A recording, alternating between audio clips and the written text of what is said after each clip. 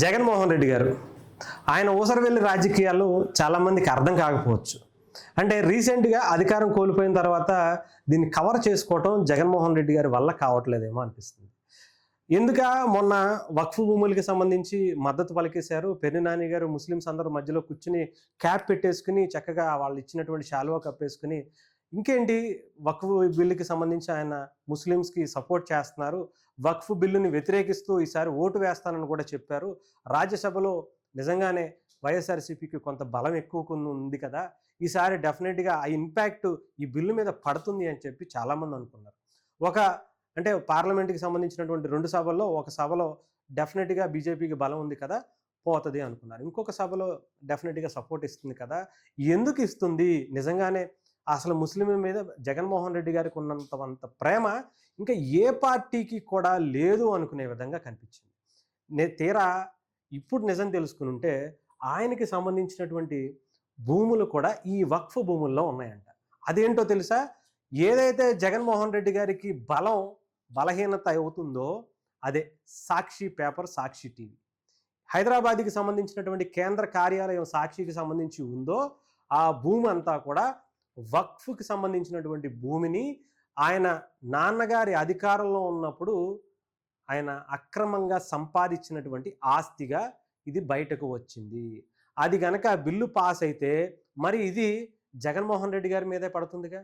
అందుకని ఏం చేస్తున్నారంటే బిల్లు పాస్ అవ్వకుండా ఆయన చేసేటువంటి ప్రయత్నం చేశారు. అక్కడ పోనీ ఏమన్నా నిజంగానే బీజేపీకి యాంటీగా నిలబడతారంటే అది లేదు, ఆ ధైర్యం కూడా లేదు. ఎందుకంటే అక్కడికి వెళ్ళేటప్పటికి ఆ బీజేపీకి సంబంధించినటువంటి వాళ్ళని ఎదిరిస్తే జగన్మోహన్ రెడ్డి గారిని తీసుకెళ్ళి మళ్ళీ చెప్పకూడదు తినిపిస్తారు. అందుకనే ఇక్కడేమో ఒకలాగా, అక్కడ ఒకలాగా. ఇక్కడ ఆయన మొన్న రాకుండా ఎప్పుడో ఆయన వచ్చేదే నెలకొకసారి విజయవాడకు వస్తారు. కాసేపు అలా ఒక సెట్ వేసుకుని దాంట్లోనే అందరితో మాట్లాడి మళ్ళీ ఆ సెట్ పీకేసుకుని మళ్ళీ బెంగళూరు వెళ్ళిపోతాడు. ఎందుకు వచ్చాడా అంటే ఇఫ్తార్ విందు ఇచ్చాడు. ఇఫ్తార్ విందు ఇచ్చి ముస్లిమ్స్ అందరి మధ్యలో కూర్చుని ఆ ఇఫ్తార్ విందు తిని హ్యాపీగా మళ్ళీ ఫ్లైట్ ఎక్కి మళ్ళీ బెంగళూరుకి వెళ్ళిపోయారు.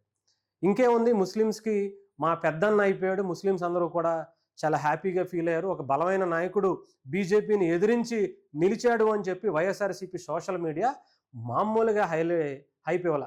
బాహుబలి రేంజ్లో, కేజీఎఫ్ రేంజ్లో మా అన్న దేశంలో అసలు ఒక రేంజ్లో ఉన్నటువంటి బీజేపీని ఎదిరించి నిలబడ్డటువంటి వ్యక్తి ఈ దేశంలోనే మా ఒక్క జగన్మోహన్ రెడ్డి అన్నయ్య అనుకున్నారు. ఏంటా అసలు సంగతి అని చూస్తే ఇదనమాట. ఎక్కడ తను మింగేసినటువంటి భూములు ఉన్నాయో ఇవి జస్ట్ హైదరాబాద్కి సంబంధించింది ఒకటేనట, ఇంకా కడప జిల్లాలో కూడా ఉన్నాయంట. ఇవన్నీ కూడా మెల్లగా తీసేటువంటి పని ఉంది. ఇప్పుడే కదా బిల్లు పాస్ అయింది. దీనికి సంబంధించినటువంటి దాంట్లో ఎవరెవరు మింగేశారా అని చెప్పి ఎంక్వైరీ చేస్తే జగన్మోహన్ రెడ్డి గారి లిస్టు కూడా హైదరాబాద్లోనూ కావచ్చు, ఆంధ్రాలోను, తెలంగాణలో కూడా పెద్ద లిస్టే ఉంటుందంట. సో ఇది వాళ్ళందరినీ పక్కన పెట్టుకుంటే వాళ్ళందరికీ సపోర్ట్ ఇస్తే ముస్లిమ్స్ ఎప్పుడు కూడా కొంచెం ఇబ్బంది పెట్టకుండా ఉంటారనే ఉద్దేశం.